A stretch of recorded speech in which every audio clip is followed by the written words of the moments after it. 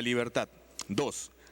Haber infringido el deber contemplado en el artículo 2 del Código de Ética Parlamentaria de realizar su labor conforme a los principios de transparencia, honradez, veracidad, integridad, así como el deber contemplado en el artículo 4A del Código de Ética Parlamentaria de respetar la investidura parlamentaria, la cual es incompatible con una conducta que atente contra el orden público y las buenas costumbres. 3. Haber infringido los principios previstos en el artículo 1, literales B, C, D, G y J del título preliminar del reglamento de la Comisión de Ética Parlamentaria. 4. Continuar beneficiándose de los efectos de dichas infracciones luego de que juramentó el cargo como congresista, lo cual es contrario a lo establecido en el artículo 4, inciso 4.8 del reglamento de la Comisión de Ética Parlamentaria. C. Recomendar al Pleno del Congreso de la República la suspensión en el ejercicio del cargo de congresista y descuento de sus haberes hasta por 120 días de legislatura, conforme a lo establecido en el literal D del artículo 14 del Código de Ética Parlamentaria. D.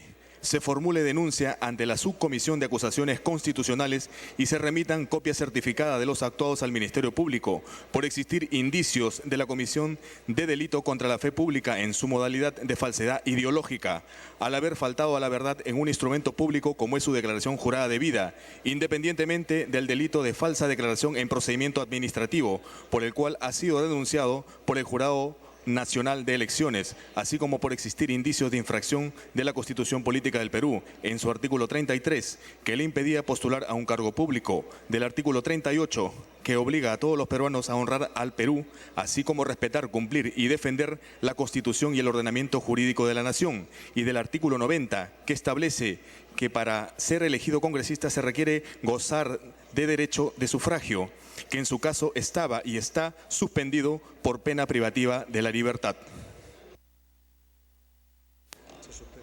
Se suspende la sesión por breve término para que ingrese a la sala de sesiones el señor Javier Valle Riestra en su condición de abogado defensor del congresista Emiliano Apaza Condori.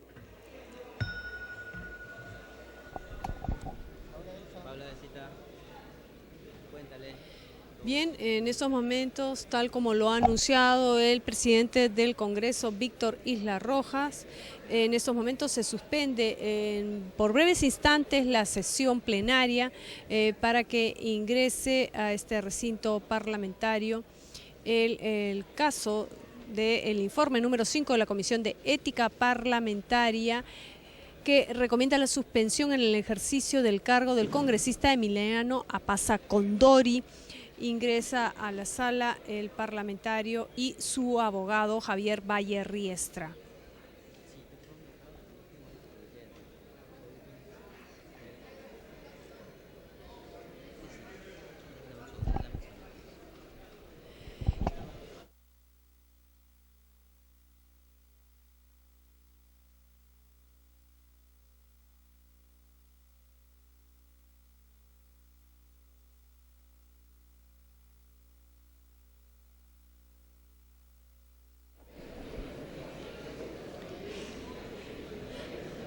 Bien, en este informe final, el número 5 de la Comisión de Ética Parlamentaria,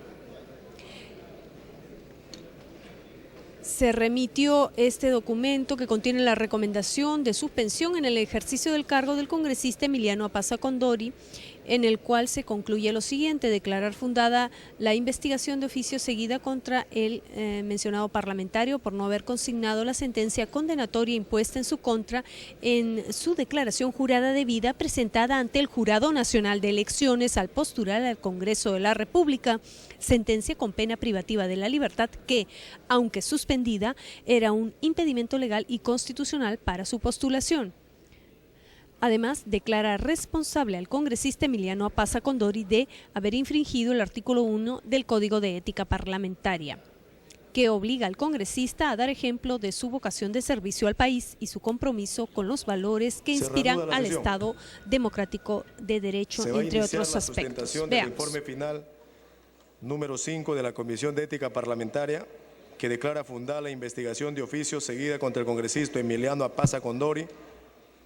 Tiene la palabra con este propósito el congresista Lai Sun, presidente de la Comisión de Ética Parlamentaria. Gracias, señor presidente. El caso del congresista Emiliano Apaza se inicia con una denuncia periodística con fecha 9 de enero del 2012 en el diario La República, que publicó una nota periodística denunciando que el congresista Emiliano Apaza Condori había omitido consignar en su hoja de vida como candidato que tenía una sentencia con pena privativa de la libertad por el delito de contrabando. En su edición del día siguiente informó que el referido congresista había admitido tener una sentencia y que había culpado a sus ex asesores por no registrarla en su hoja de vida. Se comunicó al congresista que se estaba iniciando una investigación de oficio y los descargos del congresista fueron los siguientes: que la hoja de vida no era relevante por ser un simple documento referencial.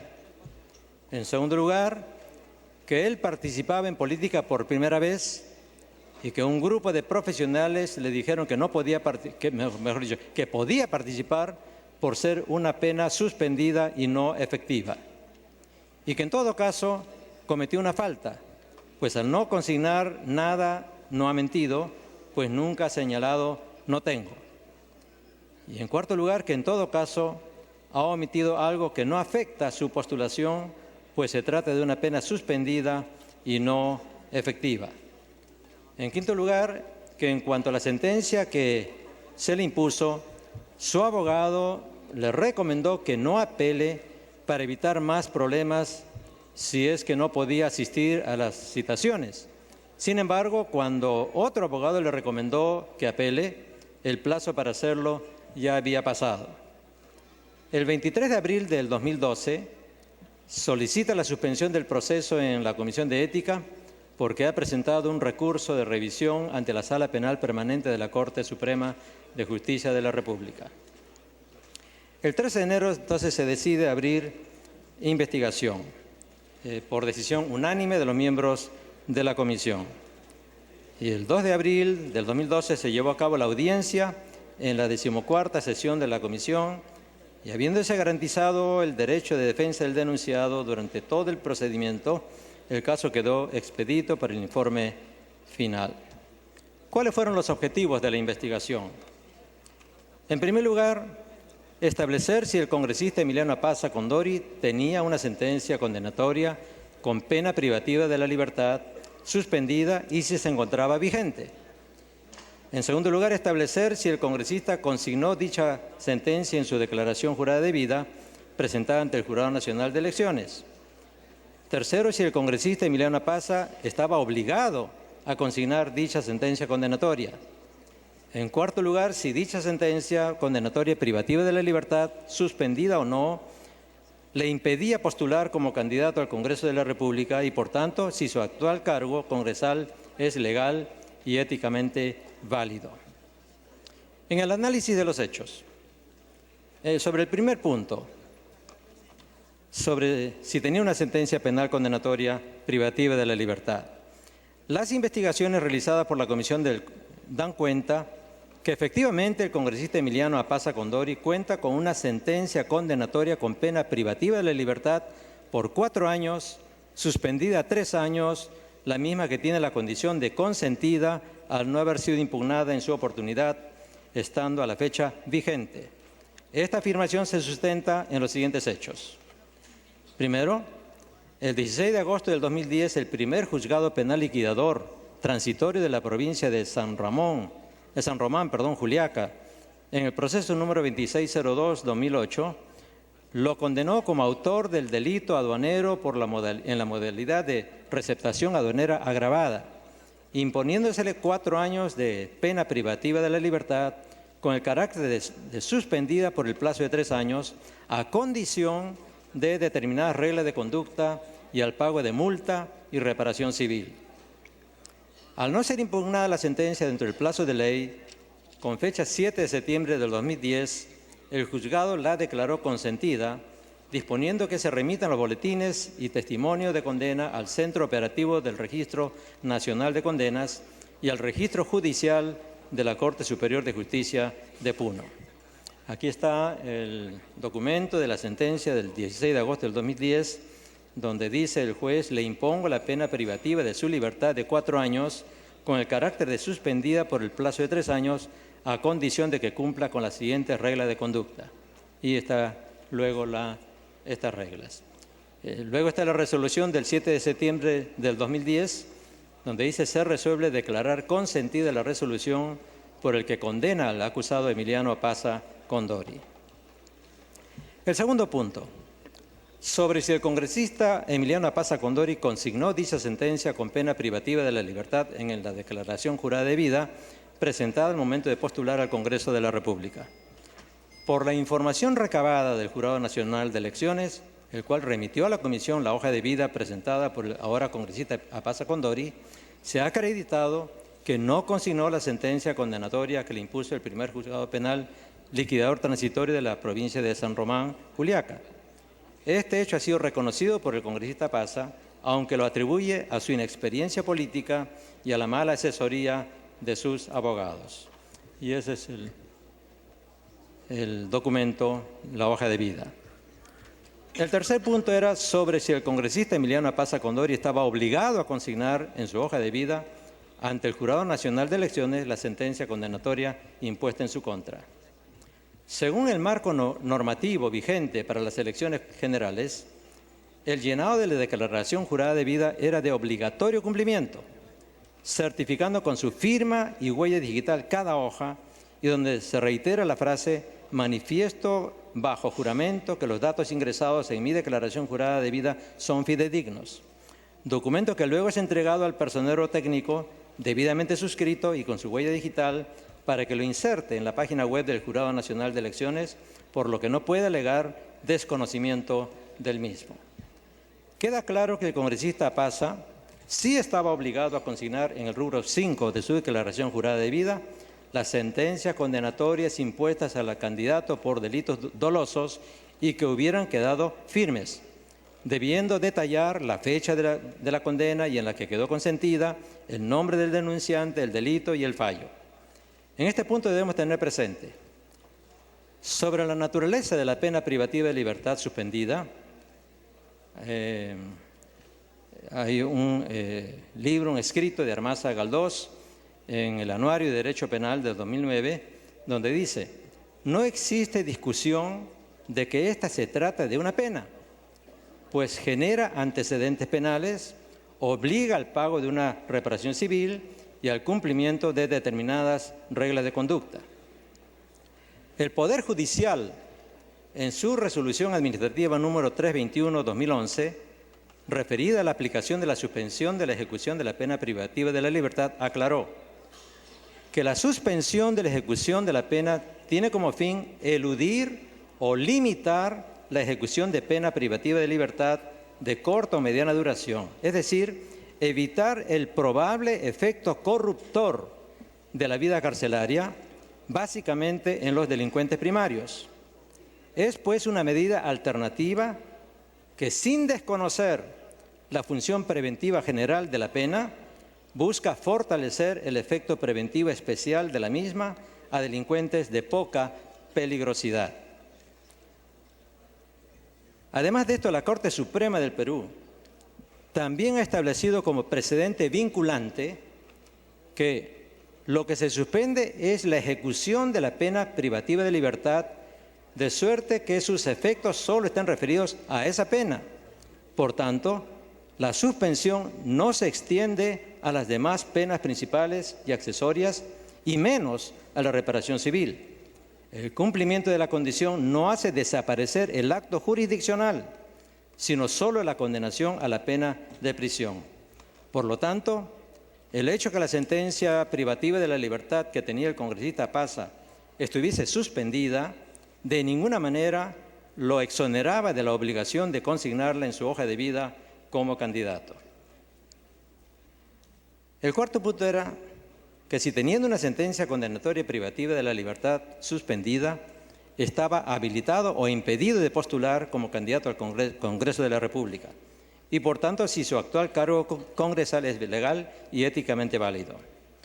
De la investigación surge la conclusión que la sentencia privativa de la libertad vigente que el actual congresista Pasa Condori tenía era un impedimento insalvable para postular como candidato al Congreso de la República. Y por lo tanto el congresista Pasa Condori está ejerciendo el cargo de manera indebida, tanto legal como éticamente. Esta conclusión se basa en los siguientes hechos.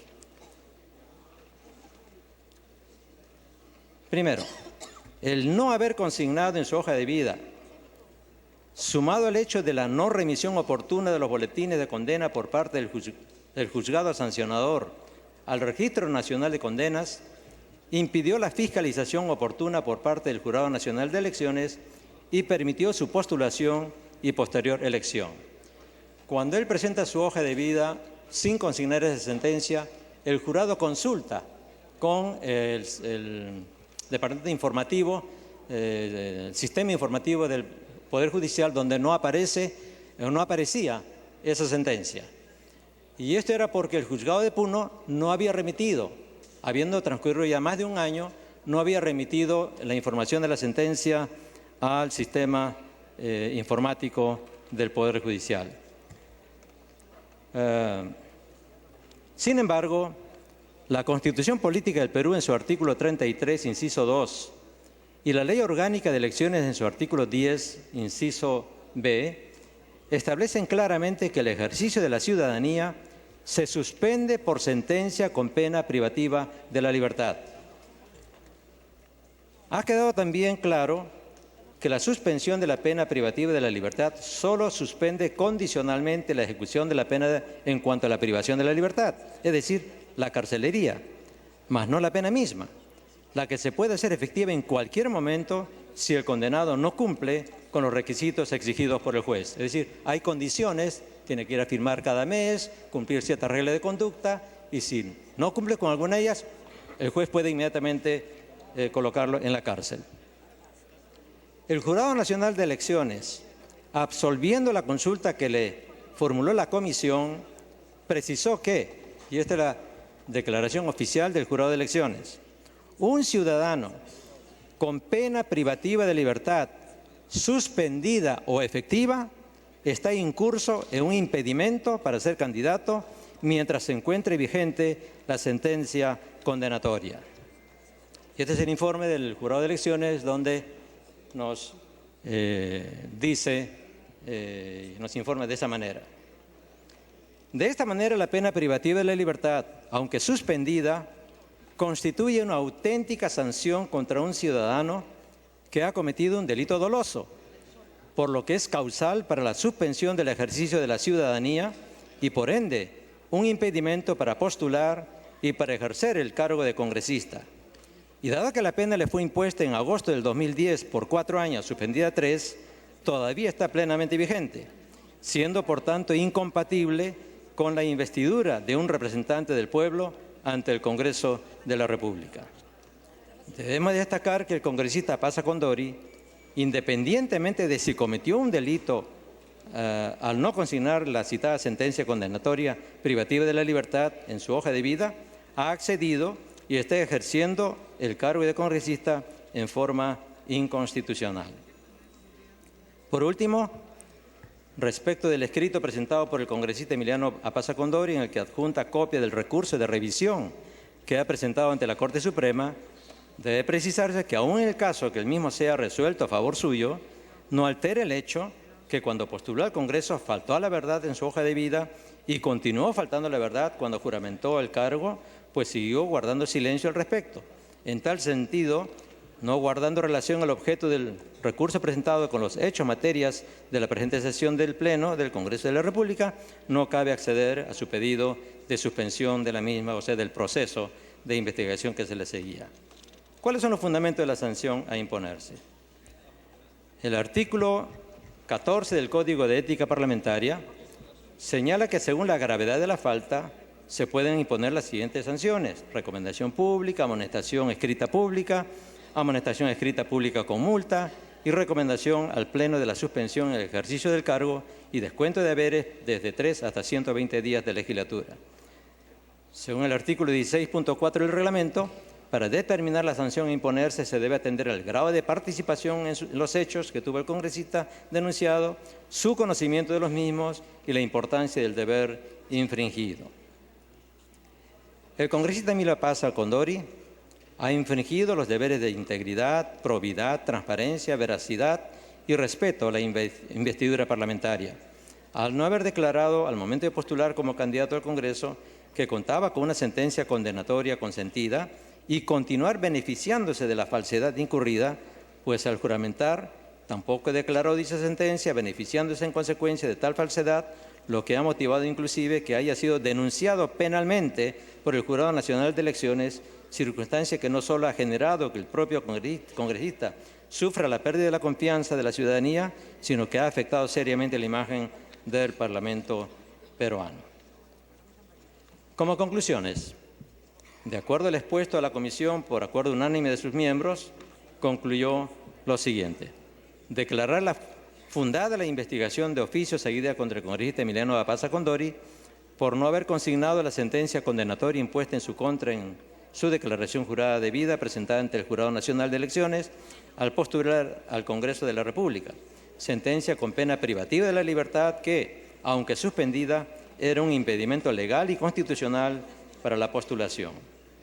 Segundo, declarar responsable al congresista Emiliano Apaza de haber infringido los deberes éticos de actuar siempre con probidad, integridad y respeto a la investidura parlamentaria, al haber ocultado una condena privativa de la libertad que le impedía ser candidato al Congreso y haber afectado seriamente la imagen del Congreso al continuar ocultando tal hecho ya como congresista electo. En tercer lugar, recomendar al Pleno del Congreso de la República la suspensión en el ejercicio del cargo de congresista y descuento de sus haberes por 120 días de legislatura, conforme a lo establecido en el literal D del artículo 14 del Código de Ética Parlamentaria. Y en cuarto lugar, que se formule denuncia ante la Subcomisión de Acusaciones Constitucionales y se remitan copias certificadas de lo actuado al Ministerio Público por existir indicios de la comisión de delito contra la fe pública en su modalidad de falsedad ideológica, al haber faltado a la verdad en un instrumento público como es su declaración jurada de vida, independientemente del delito de falsa declaración en procedimiento administrativo por el cual ha sido denunciado por el Jurado Nacional de Elecciones, así como por estar en curso o por existir indicios de infracción de la Constitución Política del Perú en su artículo 33, que le impedía postular a un cargo público, del artículo 38 que obliga a todos los peruanos a honrar al Perú y el artículo 90 que establece que para ser elegido congresista se requiere gozar de derecho de sufragio, que en su caso estaba y está suspendido por la pena privativa de la libertad. Eso es todo, señor presidente, y muchas gracias.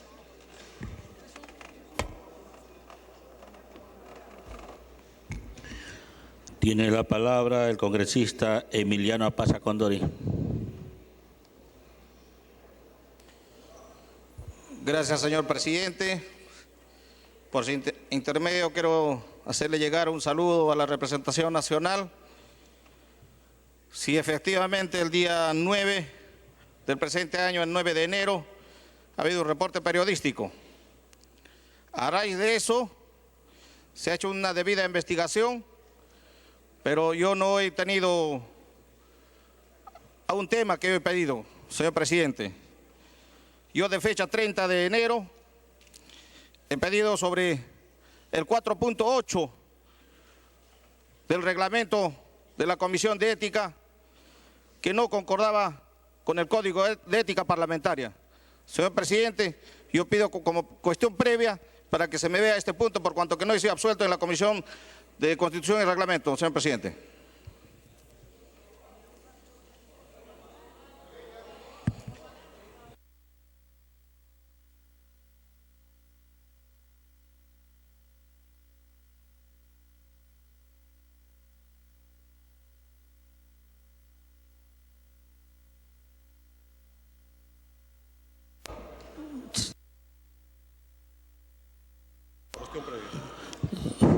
Se ofrece la palabra sobre la cuestión previa.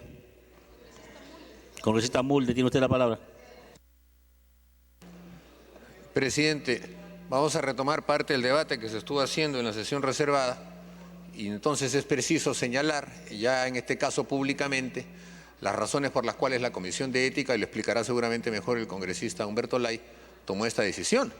Está basada en un concepto jurídico penal que es el del delito continuo. Pero en este caso se establece que la continuidad del delito o el beneficio posterior a la comisión del delito durante el ejercicio parlamentario son suficiente causa para que la Comisión de Ética se aboque. En el caso del congresista Pasa, presidente, queda con absoluta claridad que el tema determinante de la hoja de vida y de la condena que tenía, que fue omitida en la misma, tiene sin duda un beneficio ulterior con su elección y su condición de congresista. Entonces hay una relación directa entre un tema y el otro. Y el hecho de que la declaración jurada se haya hecho por ciudadanos comunes y corrientes que todavía no eran parlamentarios, no quita que allí comience justamente la actividad parlamentaria cuando ulteriormente se es elegido. Entonces, uno en el momento en el que es elegido, lo que viene desde el momento de su elección, desde que es candidato, lo carga encima, lo tiene encima, cosa distinta que sucedería si la persona no hubiese sido elegida. Entonces, este tema, presidente, para nosotros devino en una discusión fundamental y nos dimos cuenta que era necesario abocarse al tema porque había que reaccionar en lo que se refiere a una conducta continua de un beneficio preciso. Nosotros habíamos sido bastante claros, presidente, que cuando se trataba de un análisis de que en la hoja de vida podían consignarse hechos de carácter erróneo, y habíamos señalado que era consecuencia del hecho de que en la página web del Jurado Nacional de Elecciones se consignaban los datos de la hoja de vida por parte del personero nacional a través de una clave secreta, podían cometerse errores.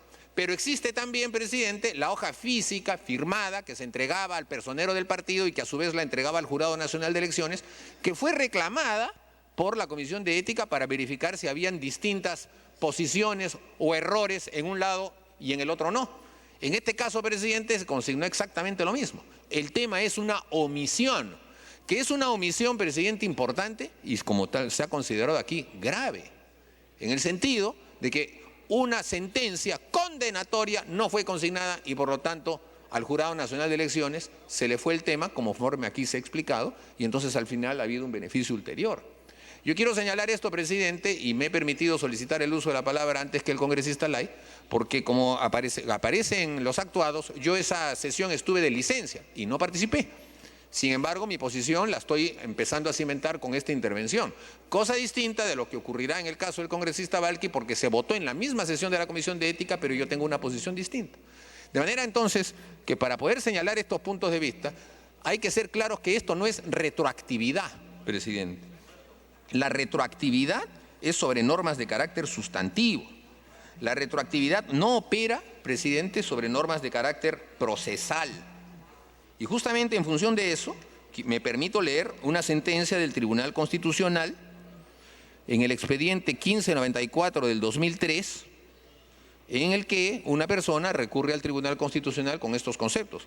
Y el tribunal dice lo siguiente: a diferencia de lo que ocurre en el derecho penal material, la doctrina coincide en que el derecho procesal penal, la regla es distinta.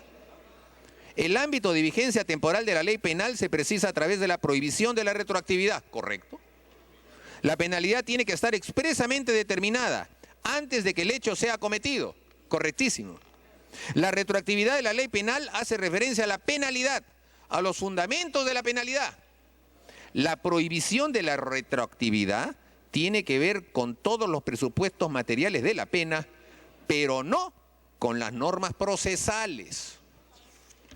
Y dice más allá esta sentencia: tratándose de disposiciones de carácter procesal, ya sea en el plano jurisdiccional o netamente administrativo penitenciario, el criterio a regir con las especificaciones que más adelante se detallarán es el de la eficacia inmediata de la ley procesal. O sea, la ley procesal entra en vigencia de inmediato. No espera a que se cumpla el cometido de que el delito que se cometió antes termine siendo juzgado con la ley anterior. Se empieza a aplicar. Por eso es que lo he señalado, el nuevo Código Procesal Penal está entrando en vigencia en una fecha determinada, no cuando los delitos que se cometen durante su vigencia empiezan a ser juzgados. De manera entonces, señor presidente, que tratándose de una norma procesal, porque es un abocamiento de una comisión sobre un tema que ocurrió antes, pero que sustantivamente sí era delito, no hay retroactividad. Retroactividad sería que no siendo delito, no siendo irregular, lo convertamos en irregular, establezcamos que sí es irregular. Por ejemplo, en las hojas de vida, presidente, no hay obligación de consignar los inmuebles que uno posee, no hay esa obligación. Y en muchos casos hemos recibido denuncias de personas que dicen, fulano es dueño de tal inmueble y no lo consignó. Y ahí dice claramente que es voluntario. De manera que hemos tenido que rechazar esas denuncias, aunque no se hayan consignado, porque la norma señala que es voluntario. Pero en el caso de las sentencias es obligatorio.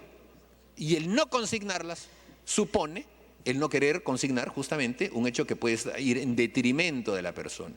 Cuando el congresista Pasa señala que él simplemente no dijo nada, era porque le favorecía no decir nada. Y entonces, presidente, creo que cuando se ha hecho invocación aquí por varios parlamentarios de la mayoría, en el sentido de que se está aplicando retroactivamente una norma, deben dar cuenta que esa retroactividad es un abocamiento de un hecho anterior, pero de una norma procesal. Y por eso, señor presidente, es que la Comisión de Ética ha cumplido en forma estricta un tema que además es de dominio público. Y yo señalé que no solamente este es un tema de carácter jurídico, sino también un tema de carácter político. Y que por lo tanto los parlamentarios teníamos que ser lo suficientemente flexibles y sagaces de darnos cuenta que las normas las tenemos que aplicar también para dar respuestas políticas. Y en este caso lo que nosotros tenemos que buscar son respuestas políticas a un tema que tiene que ver con la solidez del sistema democrático, que pasa por uno de sus pilares fundamentales, que es el Congreso de la República. Cuando el Congreso de la República se ve afectado, se ve minado, se ve hostigado, ese Congreso tiene que dar muestras de solidez política, teniendo justamente argumentos en los que hace defensa de esos criterios democráticos y políticos. De manera entonces que también hay que considerar eso, presidente, como un elemento de juicio sustantivo a la hora de tomar decisiones. Yo no me estoy pronunciando sobre el fondo del asunto. Estoy haciendo solamente debate de la cuestión previa que ha planteado el congresista Paz. El fondo del asunto, presidente, ya será un tema de detalles más, detalles menos, que lo podrán hacer con mejor precisión algunos otros parlamentarios en su defensa o en su ataque. Pero sí creo que esa decisión tomada por unanimidad en la Comisión de Ética, por unanimidad, presidente, todos los parlamentarios de todos los grupos políticos, incluidos los del grupo del Partido Nacionalista, estuvieron de acuerdo en este criterio. De manera entonces que no hay ningún tipo de legicidio, ningún tipo de agresión al espíritu del derecho, ni siquiera a las normas sustantivas constitucionales, y creemos, presidente, que este tema debe continuar con el análisis de estos puntos de vista. Muchas gracias. Bien, el congresista Pasa. Gracias, señor presidente. Cuando yo estaba en uso de palabra, todavía no he terminado. Yo quería retirar momentáneamente la cuestión previa, señor presidente, para que mi abogado defensor intervenga en este tema, señor presidente. Bien, ha retirado la cuestión previa y ha pedido que intervenga. Congresista Díaz. Gracias, presidente. Yo solicito que se lea el artículo 25 del reglamento, por favor. Bien, de lectura al artículo 25 del reglamento.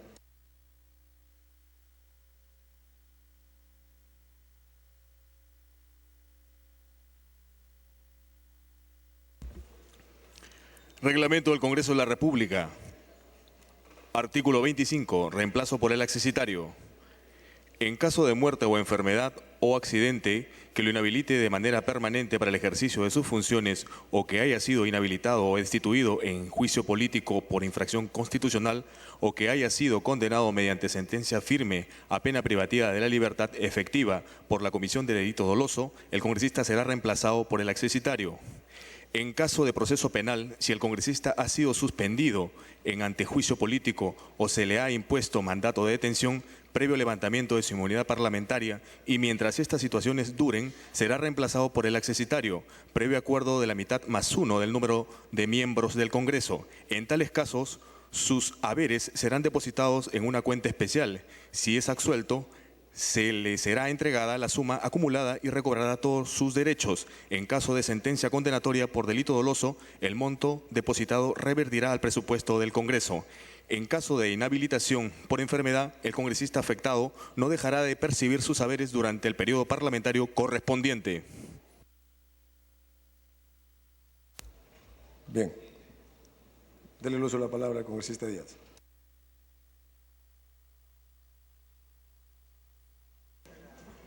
Gracias, presidente. Yo quisiera hacer la consulta a través de la presidencia, el oficial mayor, respecto a la pertinencia o no de este artículo respecto al caso del congresista Paz. Yo tengo lo siento, presidente, yo tengo la inquietud en el sentido de que esto excede incluso el tema de la Comisión de Ética y que probablemente tendría que ser otra, la vía mucho más fuerte, por supuesto, con la cual juzgar al congresista Paz. Entonces, esta es una inquietud, es una duda, creo yo que sería importante que sea resuelta por la mesa. Sobre el tema, ofrezco la palabra sobre la cuestión. Congresista Zamudio. Señor presidente, ha hecho uso de la palabra el presidente de la Comisión de Ética. El congresista Paza ha pedido que haga uso de la palabra a su abogado defensor. Por lo tanto, presidente, ese es el estado de la agenda del proceso del día de hoy. Que haga uso de la palabra el abogado defensor del congresista Emiliano Paza, señor presidente. Bien, estando el planteamiento del congresista Paz, vamos a, ante su pedido, darle el uso de la palabra a su abogado defensor, el doctor Javier Valle Riestra. Excelentísimo señor presidente del Congreso de la República, lleno de nostalgia, vengo a intervenir brevemente en esta sesión del Pleno porque hace 14 años que no pertenezco al Parlamento, no obstante que 20 años he estado aquí desde constituyente, diputado, senador y congresista, de tal manera que si les digo colegas no es ningún sacrilegio. El caso de hoy es un caso sencillo que podría estar bajo el apotegma de una vieja frase del derecho romano: de mínima non curat pretor, de lo mínimo no cura el pretor, de lo mínimo no se ocupa el juez. Aquí estamos debatiendo si cumplió o no cumplió mi representado, el señor Apaza, con la declaración jurada que tenía que presentar al postular. Mecánicamente no aparece. Lo siento mucho, ¿está funcionando el aparato? Dicen que no oye.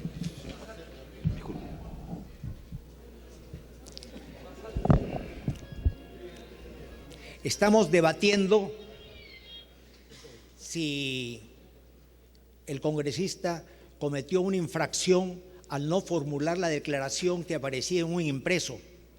Pero realmente, ¿cuál es el artículo en que se puede sustentar esa posición para desaforar al congresista Paza y de paso a otro que por ahí tiene un parentesco con el caso del señor Balqui?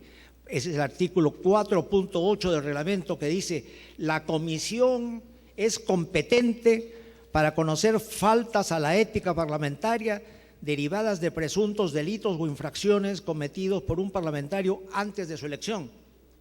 Si eso se interpreta tal como está, estamos violando las normas elementales democráticas del derecho penal, yendo a hechos pretéritos.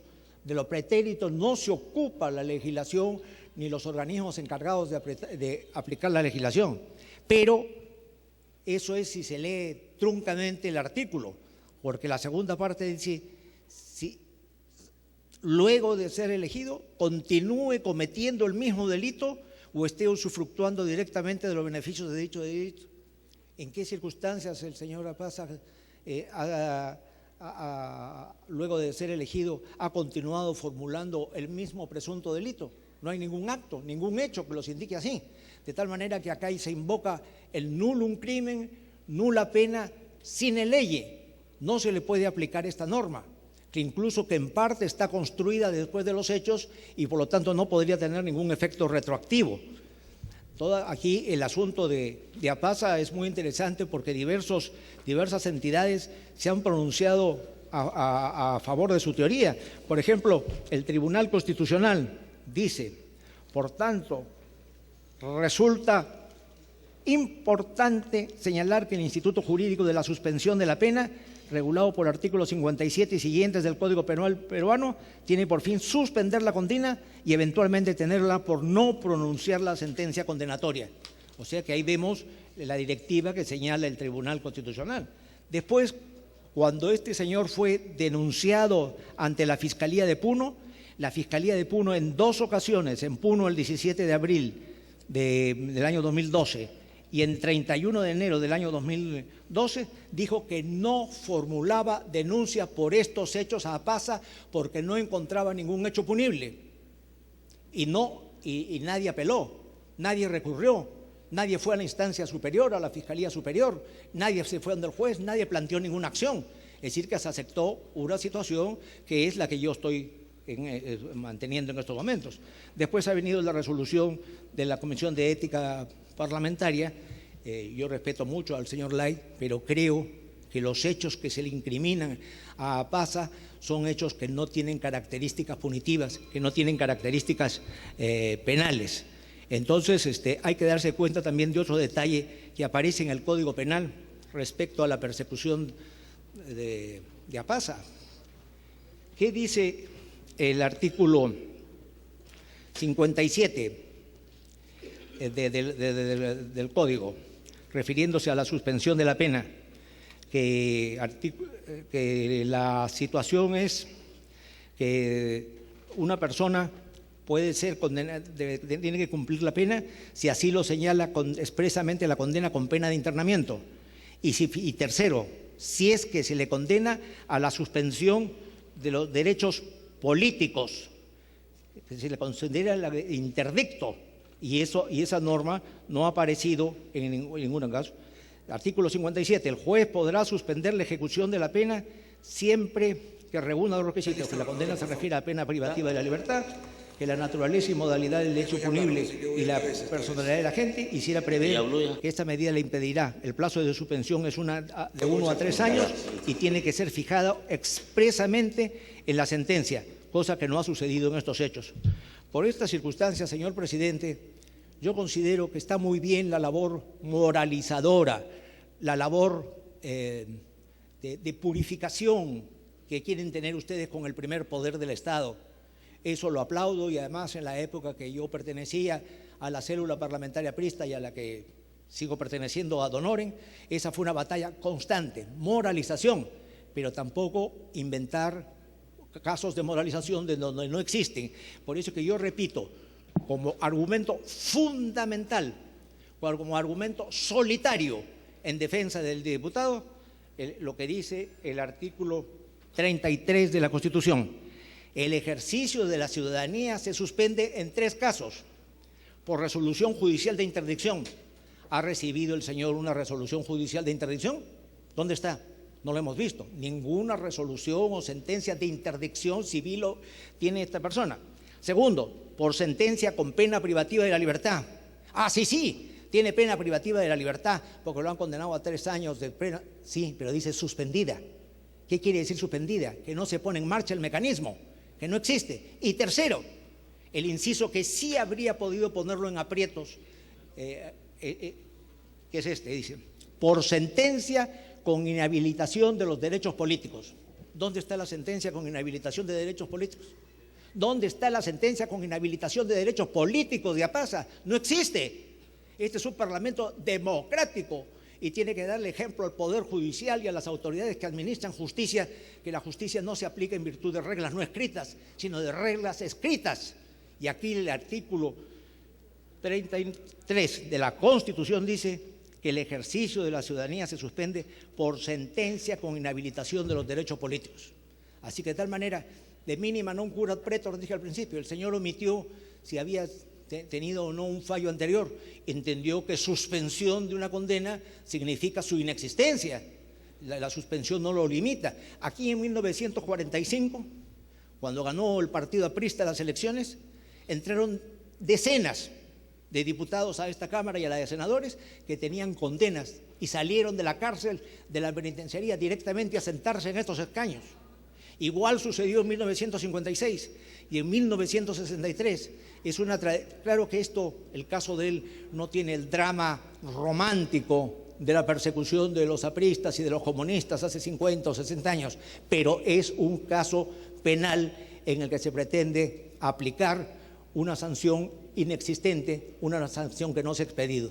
Por estas razones, señor presidente, muy halagado porque se me haya permitido exponer brevemente, me ratifico en la tesis de que el artículo 4.8 no quiere decir lo que afirman los dictaminadores. Como epílogo de mi disertación lo leo: la comisión es competente para conocer faltas a la ética parlamentaria derivadas de presuntos delitos o infracciones cometidos por un parlamentario antes de su elección, siempre que el congresista, luego de ser elegido, continúe cometiendo el mismo delito. La cosa está dicha, señor presidente, razón por la cual no tengo nada más que agregar, sino repetir los textos. Muchas gracias por haber tolerado mi intervención, señor presidente, y señores legisladores, compañeros legisladores, colegas legisladores.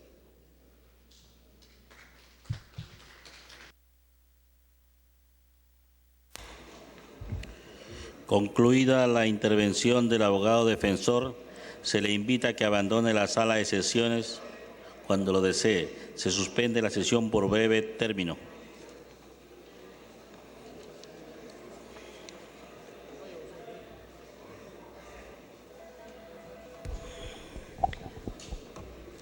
Bien, se acaba de suspender por breves instantes la sesión plenaria a fin de que se retire de este recinto parlamentario el doctor Javier Valle Riestra, abogado defensor del congresista Emiliano Apaza Condori, quien ha sido denunciado y se ha presentado un informe final de parte de la Comisión de Ética Parlamentaria, mediante el cual declaran fundada la investigación de oficio seguida contra el parlamentario por no haber consignado la sentencia condenatoria impuesta en su contra en su declaración jurada de vida presentada ante el Jurado Nacional de Elecciones al postular al Congreso de la República, sentencia con pena privativa de la libertad que, aunque suspendida, era un impedimento legal y constitucional para su postulación.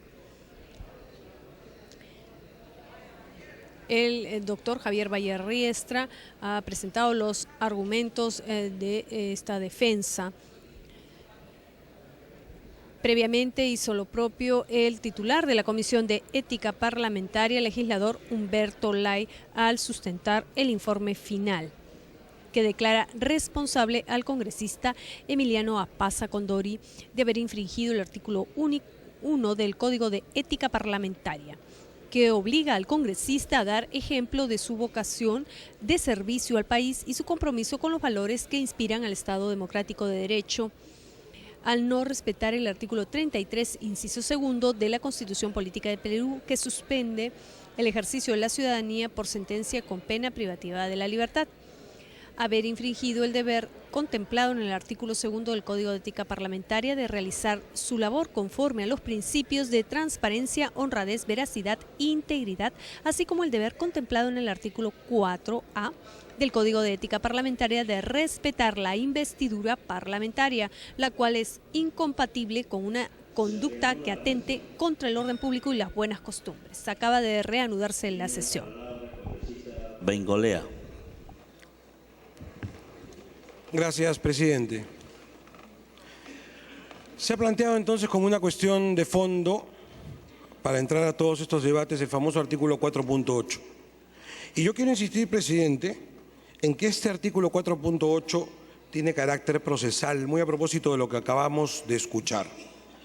Se nos ha recitado tanto el abogado defensor como algunos congresistas de la mayoría el principio de legalidad, nullum crimen, nulla poena sine lege.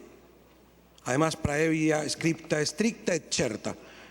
La han recitado además con algunos errores históricos que me permitiré corregir, porque no se pueden decir así nada más.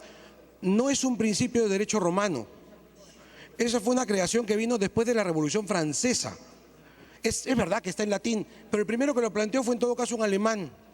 De manera que no es un principio tan viejo como el derecho romano, es un principio posterior, viene después de la Revolución Francesa y se va construyendo en legislación posterior. Pero ese no es el caso. El caso es que plantea un principio fundamental del Estado de Derecho.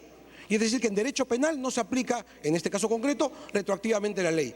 Hasta ahí estamos todos de acuerdo. Pero una cosa es la ley sustantiva y otra cosa es la ley procesal. Eso es lo que aparentemente no se quiere entender. Las leyes de competencia son leyes procesales, están en los códigos procesales. Este tribunal o este colegiado es competente para conocer qué. Eso es una norma procesal, no es una norma sustantiva. Y al no ser norma sustantiva, no se aplica el principio de legalidad, se aplica otro principio.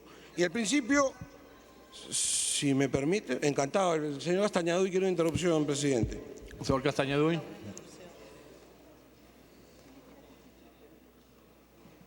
Aló. Gracias, congresista Bengolea. Gracias, presidente. Presidente, se nos ha dicho que las normas procesales no deben estar contenidas en leyes. Habría que preguntarnos si el Código Procesal no está contenido en una ley, el Código Procesal Penal no está contenido en una ley, si la Ley de Procedimiento Administrativo General no está contenida en una ley. Y está contenida en una ley, señor presidente, por mandato constitucional. Y justamente el artículo 45 dice: el poder del Estado emana del pueblo, quienes lo ejercen, las autoridades, lo hacen con las limitaciones y responsabilidades que la Constitución y la ley establecen. Es decir, la actuación de las autoridades tiene que estar contenidas en normas constitucionales y legales. Y cuando habla de legales, habla de leyes con rango de ley. O sea, no es del todo cierto lo que nos dice el congresista Bengolea. Además, señor presidente, el numeral 4.8 no solo es una norma procesal. ¿Quién lo dice? Leamos, ¿qué dice? Dice: la comisión es competente para conocer faltas a la ética parlamentaria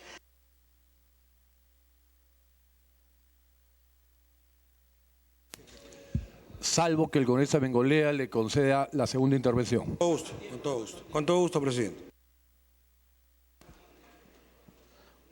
Muchas gracias, congresista Bengolea. Gracias, presidente. Entonces, repetimos lo que dice el artículo 4.8. La comisión, se refiere a la Comisión de Ética Parlamentaria, dice: es competente para conocer faltas a la ética parlamentaria derivadas de presuntos delitos, infracciones cometidos por un parlamentario antes de su elección. Señor presidente, las cosas no son por lo que dicen decir, las cosas son por su naturaleza.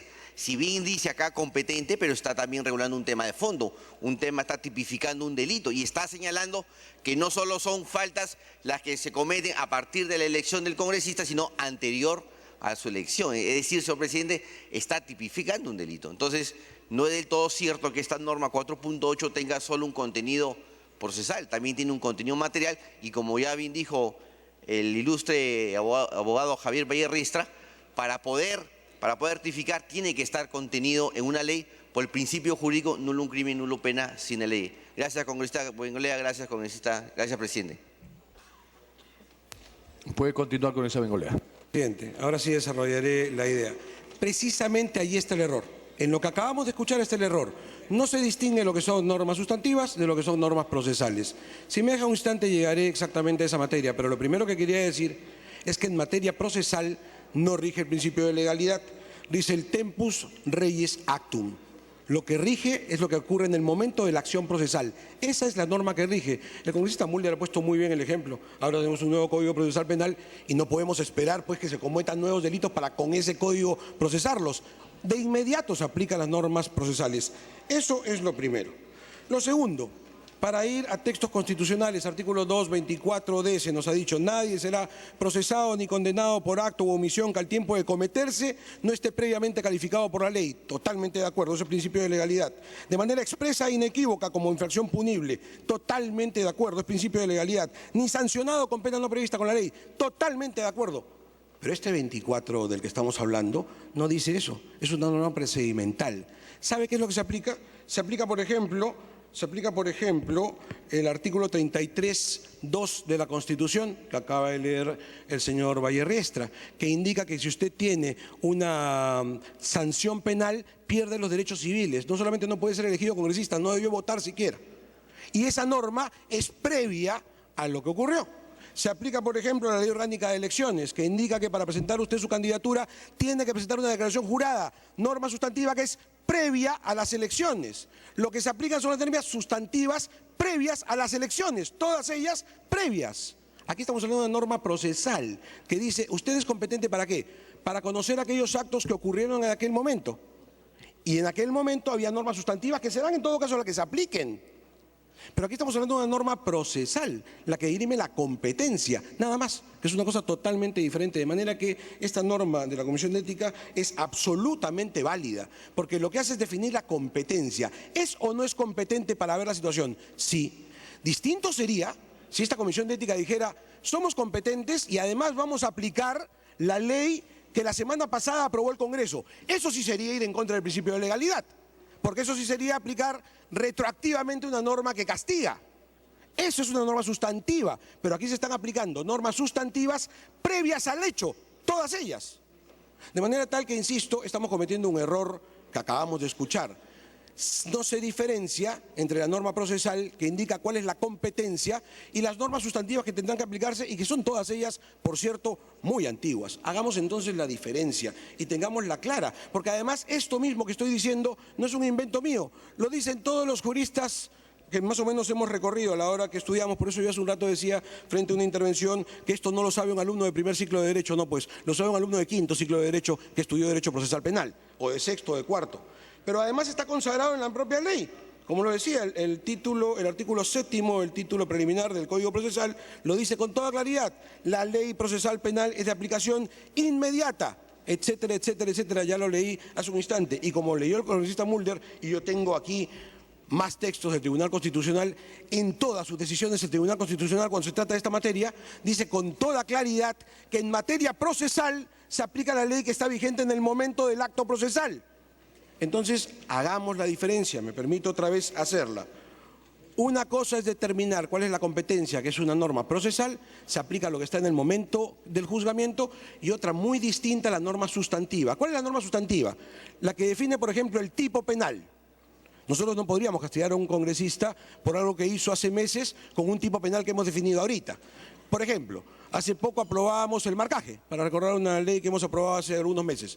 No podríamos castigar a nadie por haber realizado marcaje hace un año, porque la norma la acabamos de aprobar hace unos meses. Por ejemplo, no podríamos aplicar una pena que haya sido puesta en este momento. Es decir, sobre una norma que ya existe, poner una pena mayor, decir, a ver, alguien que está sentenciado no puede ser congresista. Además, nos reunimos aquí y votamos una ley y decimos, y le damos 15 años de cárcel. Eso no podría aplicarse, porque eso sería aplicar mal la ley penal.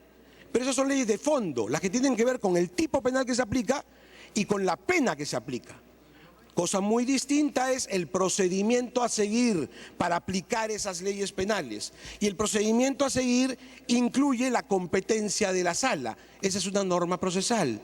¿Cuál es la norma procesal que se aplica? Repito una vez más, reconocido por todos, la que rige en el momento del acto procesal. De manera tal que yo pediría no seguir confundiendo cuestiones procesales con cuestiones de fondo. En este caso, el Comité de Ética no está pidiendo sanción por normas sustantivas que hayan sido creadas después. Está pidiendo la aplicación de normas sustantivas que son además bastante antiguas y que todos conocíamos, de manera que no hay ninguna violación al principio de legalidad en función a esta situación. Y simplemente para terminar, dejando claro que una cosa es el acto y otra cosa son las consecuencias del acto, y a otro congresista probablemente